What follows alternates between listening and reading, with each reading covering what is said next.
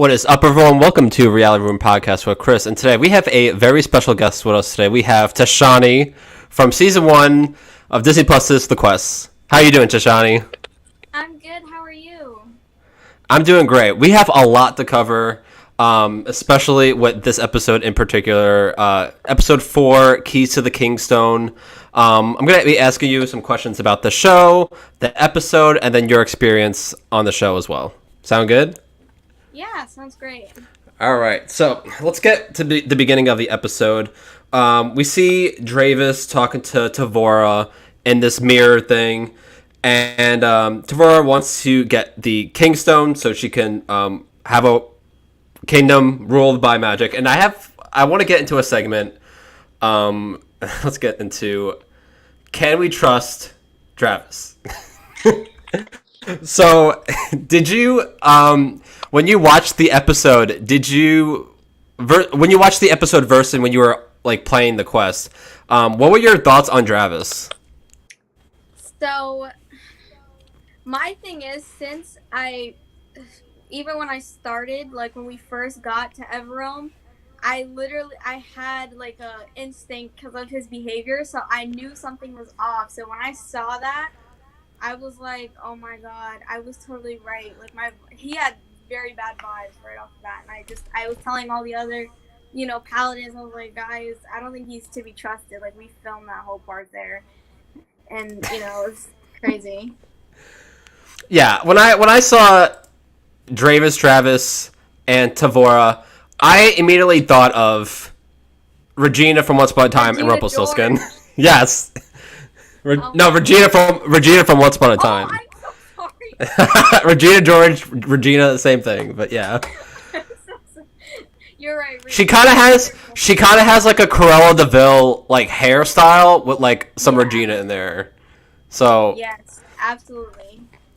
So at this point, with Travis, did you trust him at this point or no? I feel like it was hard to tell because at the same time, like he's still close with the Royals, so I felt like it was so hard to tell. But I think we all secretly knew that he was like something was going on. We couldn't do anything about it at the time. We got Dread Pirate XX in the chat. Yay, Toshani! Happy belated birthday. Your birthday just passed, right? Or did it? Yes, I just had my Sweet 16 like last. Oh, nice. Good. That's cool. Good for you. All right. So, after we get the segment with Tavora and Dravis, you guys have to. Oh wait, is this is this the same episode with the truth serum? Oh no! This is the okay. My bad. I'm like looking at a different. Yeah. No, that was last episode, right? Okay, but oh, this is what happens. Sorry, my bad. I'm like getting confused. So Hold on 1 second. You just muted like completely. Can you hear me now? I can hear you. Okay, now. so perfect. If that happens again, just let me know. So we have the Royals, and they drink the Truth Serum, except for, what is the other Royal's name? What's her name? There's so many of them. What's the princess's name? Princess Adeline. Do you remember? Adeline, yes. So we have the Royals. They drink the Truth Serum, except for her. And she's kind of strategic about it because she doesn't want to tell the truth because she's being honest. So when it comes to all this backstory stuff, what are your thoughts on the Royals initially? To be honest, I had different thoughts about each and every one of them. Like Cedric, okay, no offense to like the actual guy, but like I was irked by him. Like at that dinner, I was like looking at him because he was like stirring the pot like so much, and it irked me inside. So I didn't get along very well with him. And then Emmett, it was hard. He was nice, and then as we get into it, you'll see like we get into a few squabbles here and there, but we recovered by the end. Adeline, I think she's great because she was just so sweet initially. She didn't like necessarily judge us straight from the beginning. She just like got to know us before, getting into that. That's good. That's good. And we definitely saw that later in the episodes as well. Yeah. So you guys are organizing the scrolls. Ava's talking about making flashcards to remember these symbols, which comes into play like way later on into the like I believe is probably top 3 hardest competitions you guys had to compete in. And then the king comes and he sits down. So talk about the king. So what are your thoughts on the king when he sits down with you guys and you guys are talking about the scrolls and your position within this quest? I think that my thoughts on him was that like I feel like he was very, I guess, I don't know how to describe it. I think maybe, like, I felt like he was just the glue to everything. That's why I respected him so much, because I saw that he was, like, trying, knowing that, his brother had, and he's has to deal with all of his nieces and nephews. I think at the time initially, he was not, at this point, he was not skeptical with us at all, and he trusted us because we had proven ourselves like previously. Okay. You went mute again.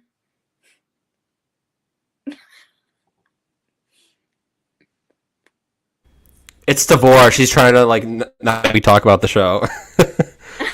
Okay. All right. Hold on. We have some technical. Okay, we're good. All right. So, Serene at this point. You went mute again.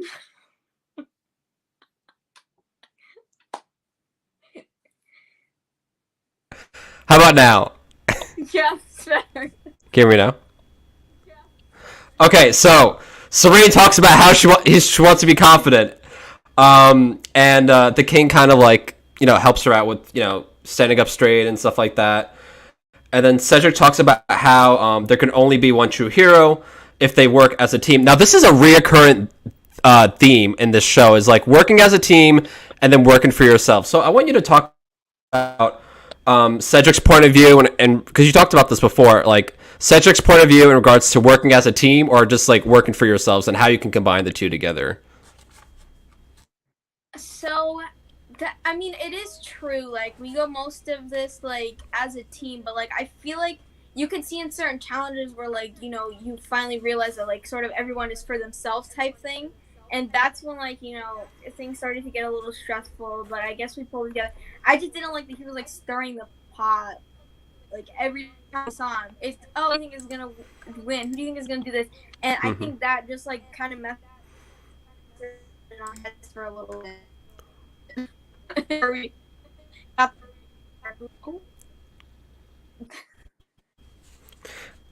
can hear me, right? Just want to make sure you can hear me. Yeah, I can. Can you hear me? Okay. I'm like making sure every 2 seconds someone can hear me. All right. So the Royals. They're like, the Royals are talking, and we get some Emmett. Emmett's talking about how he's got a crush on the Oracle. So I want to talk about that. Did you think that was happening?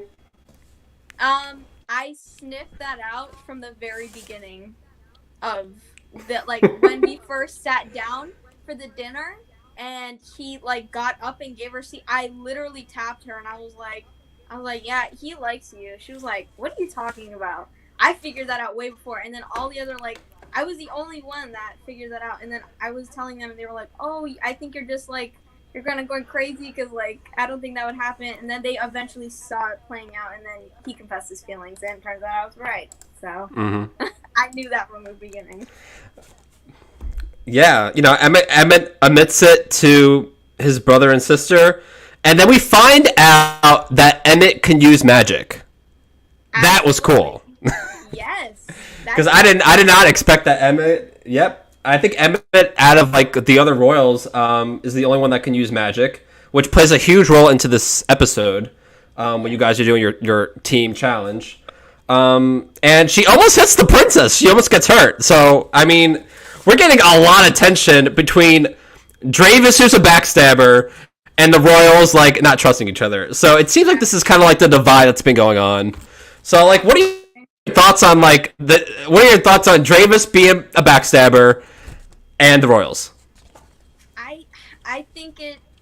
I think I didn't expect all that to happen because definitely it was unfolding in front of our eyes. But then we also have to remember that when we were there, we didn't see those types of things. They wanted us to be like very like raw with our reactions. So when we didn't know about any of this. They kept Dravis separate from us most of the time. But I think it's a little bit shocking because I would not have expected Princess Adeline or Dravis to like.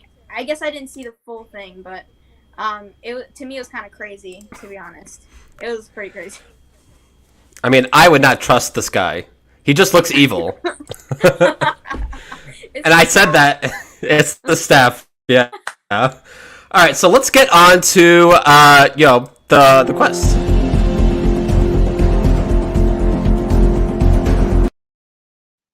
All right, so you guys have to find the gem of resilience. And there's like this troll thing that looks kind of like a leprechaun. And she's playing like she's a little drummer boy or whatever. I think out of all the villains like that you guys had encountered, she was probably the funniest one. Oh, I to be honest, I think that was like utterly shocking. Like none of us expected that. Like none of us expected it, like at all. Mm-hmm. The troll. Crazy. But that competition looked like the most out of all your competitions. I think this one probably looked the most fun because it seems like it's like a ride almost. Like you guys have to do a lot of ducking. You guys got to do a lot of jumping. The physical competitions are always the fun ones. Definitely, but the thing is, it was much longer than it looked because like it was like very cut. But what was happening was it was like fast each time. It was definitely fun until like we fell off, but Yeah. it was a pretty fun challenge. Yeah, so you guys had to basically step onto a platform with a heart in the middle of it, and there's like these branches that are like circling everywhere, and you can't fall, and you're trying to dodge all these logs in the way. And so Myra falls off, Sean falls off, then you fall off, Holden, Caden, David, and then it comes down between Ava and Serene. And I'm not gonna lie, I was 100% rooted for Serene. Because Ava already won the other Ava won the other competition, and I'm like, man, they just showed that segment with Serene and the King, and it would be great if she just won it, and she did. So what are your thoughts? What are your thoughts on Serene winning that one? Oh my gosh, I'm gonna be completely. We were all so thrilled after that because like after we heard her talk about that stuff, I mean it was. I feel like it was very real, but we were all immensely proud of her, and I still am. Like I think she totally killed that, and she deserved it. Yeah, that was definitely absolutely 100%, and she's stepping up. Yeah. She's stepping up, and that looked like the hardest like physical competition out of like so far. So it was nice that she won that because it definitely boosted her confidence for sure. Yeah. And we saw your facial reaction like when you guys go back into the chapel, like you were like, it was great. Yeah. Okay, so good. So Serene wins. She starts crying. Everyone's happy.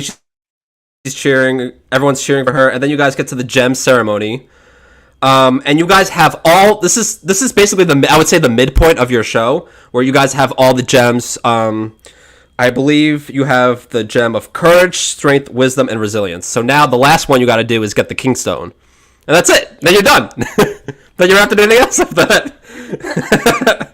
So. But it's not going to be so easy because now you guys have to find 3 relics. So you have to find a scepter, a sword, and a torch to get to the divine path. And and you know what's cool about this? Now we finally get the royals joining you guys, which I love. I love the Oracle. I love her. But it's cool to have like more people like with you. It's almost like an RPG game where like you're adding party members to like your crew. So talk about that. How cool is it that the Royals are now joining you like on this quest? I think it was kind of awesome. I liked interacting with them. I think that's what made the experience like so much more fun because like whenever we ask them questions things like that and they answer them, it's like usually funny. And then we would be like introducing them to things like from our world, and Yeah. it's so funny. Like I think it's great that they joined us after that time because I feel like it made it so much more fun, and they were such like a. I feel like they were more of support, which I really enjoyed that, and it was much more fun. Oh yeah, 100%. That was I actually think for me personally, I think the second half I liked in regards to like the overall like you interacting with the Royals, and the first half I liked the fact that you guys had like a mission to like really get into the heart of the second half because the second half's competitions are like way harder. I thought It it was was yeah, and we'll definitely get to that. So you guys are at the fire pit, and you're all talking about these weapons that you guys have to find, and okay, and a stranger. Wait, the stranger comes. Yeah, some stranger comes. This is where we get to the group challenge. So you guys have to protect yourself from Tavora, and you guys have to activate the Celestial Dome. Now, I think this challenge was one of the most annoying challenges for sure. well, What do you? Yeah, right. So you guys have to activate the Celestial Dome to protect the kingdom from Tavora, or the Dark Legion. And basically, there's these three beacons. So there's a beacon by Backstabber Dravis. There's two beacons. One that's already done by you, and then there's one that you have to put together. Correct? yes. Okay, and I just want to like get some clarity with this competition because it seemed it was a little confusing at first watching it. So the way you have to organize your beacon is you're comparing the beacon that's finished to the beacon that you have to create, correct? Yes, so we're basically putting it together based off of the other one that we saw. So it was like a see-do kind of thing. All right, cool. So let's get on to the team challenge because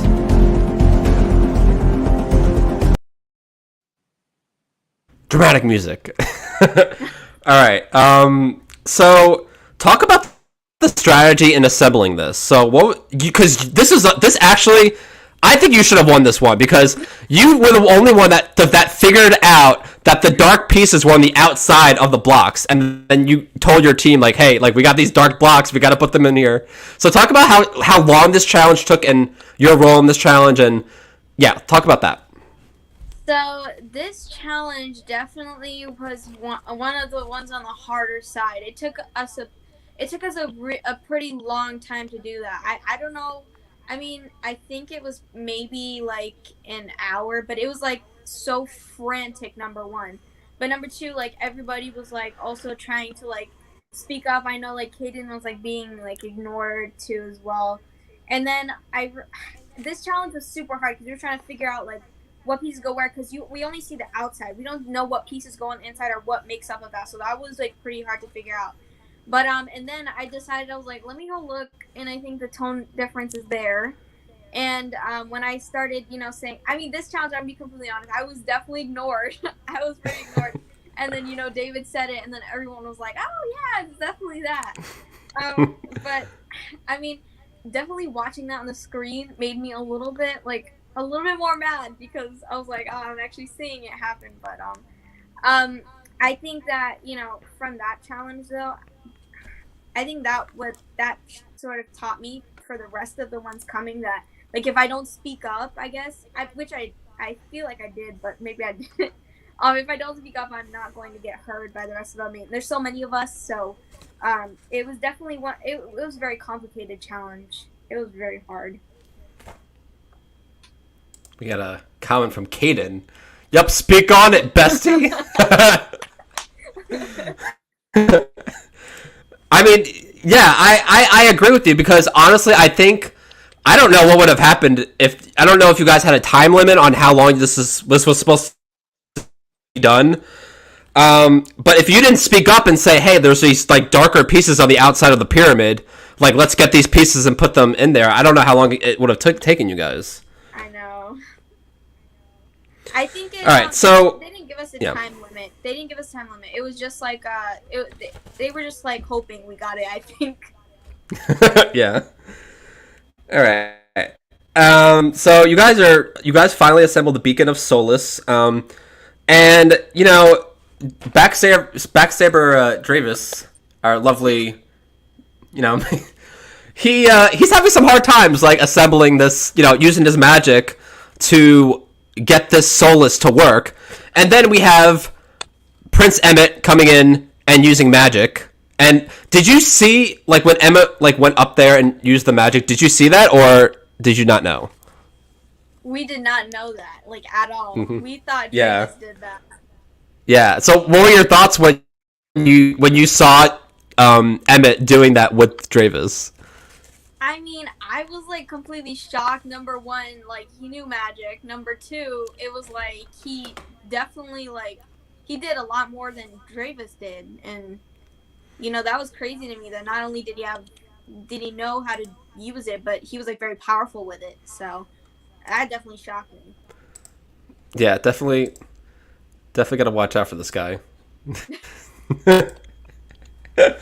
I have a whole segment of just Dravis. I can't. Okay. So then it comes down to Ava and Holden, because the Oracle says it's a tie. So I have some questions about this decision. So, who voted for Ava and who voted for Holden, or was it unanimous? Or if you're even allowed to talk about that, but I'm curious. To be honest, I frankly don't remember who exactly voted for who. I do know that, like, you know, they put it in the show that is like, you know, if you vote Holden, put one, Ava, put two fingers up. So it was just like, and the whole group was like it was, like Yeah. it was good, but I don't remember who exactly who, but that was like our first like very big voting decision type thing, and we were definitely not ready for that. I think we were all because we were really close with each other at that point, and it was very hard. It was a very hard thing to do, and then we realized shortly after, like, you know, this is gonna kind of be similar to probably the final challenge, and you know we had to be prepared. Mm-hmm. So yeah. Okay, so Holden gets the talisman, and then we get something in regards to the secrets of the deep, and that's all I got for the notes. That was, so yeah, that was a fast recap. Definitely got a lot of. I think that I really like the team challenge in this episode, and also the competition where you guys are getting the last gem. So, I do now. Is there anything else you want to talk about in regards to this episode? No, I don't think so. I think we pretty much covered everything.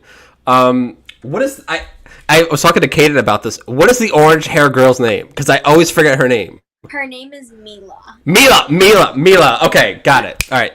So, what are your thoughts on, you know, Mila and Emmett? Like, you know, is this going to be a future thing? Oh, to be honest, I have no idea. All I know is like I'm not gonna spoil it, but I'm just saying the way they left it off. I mean, I guess it could be something. Okay. I'm all right. So myself. I don't know. Okay. So now it's time to get into some Q&A questions. I forgot to actually make a graphic for this, so there you go. There. Oh, nope, that's not right. There you go. All right, now it's time for the Q&A. So I want to know how your experience was in regards to casting. So how did someone reach out to you? And how was the casting process? So I saw like an ad online for it, and then also like on Instagram, you know how like you're scrolling and you see like those like pop-up stuff, like the pop-ups between stories. Mm-hmm. I saw that there too, and then I swiped up, saw the application, you know, went through with that, And then I got a call back from someone, and they interviewed me through the phone. Then I had another interview with like another person, and then the executive producers, and then it was like a whole process after that. And then like I think it was a pretty long process. I think we waited a pretty long time to know. I had assumed I wasn't on it, but and then I got a message like, and then I was like, it was like, you're a finalist. I'm like, what? And then like, they contacted us, and it was a little hectic, but I then they just told me I was a finalist and that I was going to be on the show, and I was like in the middle of eating a chicken wing, but it's totally fine.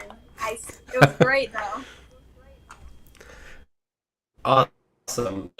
So have you seen the Quest before the show, like the first season, the one that came out on ABC? I I have well I mean now I think after we filmed, that's when I like I guess got more into it. I had only looked it up, I and saw like the trailer and like I guess a little bit of the first episode, but not I haven't watched like all of it, so hadn't known what it was going to be like. 'Cause- You went mute. You went mute. How about now? There you go. You guys, I'm back, right? Okay. Yeah. So I know that when I watched the one on ABC, it was an elimination one. So when I was watching this one, I was like, I'm not spoiling it. No one spoil it for me. I want to know what's gonna go on. And it was weird that there wasn't any sort of elimination. Um, I'm not gonna spoil it, but there wasn't an elimination between these episodes. And I'm curious what your thoughts on when you came into the quest. Did you think it was some sort of an elimination thing? Like, talk about So that. So, they let us know beforehand that there was going to be no eliminations. Because I know we were all like had questions about that. And then they told us. And immediately I was like, like, I felt like I was prepared to lose. But then I was like, oh my God, wait. And like, I don't know. I feel like from there I knew it was going to be a good thing. Because, I guess we all walked in alone and ended up leaving like as best friends. So I feel like that no eliminations was for the Mm-hmm. better for us.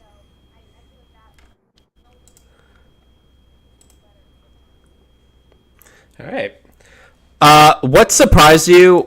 I just want to make sure my audio is working. Yeah. Okay. So, what surprised you when you got to Everrealm? Like, what surprised you the most, being in Everrealm and then watching it? Okay, I think what like made me like realize that I was actually there was like two things. Number one, the girl riding in on the horse. I was like, whoa, whoa, whoa. And then number two, seeing that creepy witch thing, because I'm telling you, like when I saw that, I was like, I told them, I was like, guys, I already seen this movie. I'm not doing no. It was so hard, and I was so freaked out by that thing. And I was like, oh God, this is definitely Everon. You would only see this in Everon. So, you're talking about this thing, right? Hold on. Let me. Is it showing? Hold on 1 second.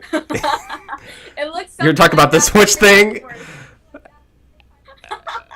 it's Yeah, that's the way I would because Rumpelstiltskin and her. yes, absolutely. Yeah, that thing looks scary. It was. All right. So what was your favorite competition on the show, and what was your favorite? I would say villain or interaction with uh someone from the Everrealm. So my I think my favorite challenge was probably the final challenge, because it was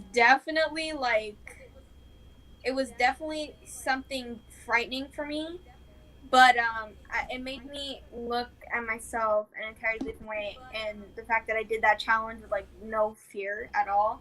And I think my favorite interaction was probably with um Tafora when she first like I guess popped up through the fire or whatever, and me and her had a little bit of a sass off, and I don't know who won that one, but probably me. But yeah, she would probably. I remember that. What did you say? You were like, come down here and say that? No, I think I think I told her, I was like, because we were all like, I guess bummed about that fail, and I was like, I called her pathetic. I was like, and then everybody looked at me and they were like, oh, she did not say that. Yeah, Tavora. Just come. We're friends now, though. All right. So.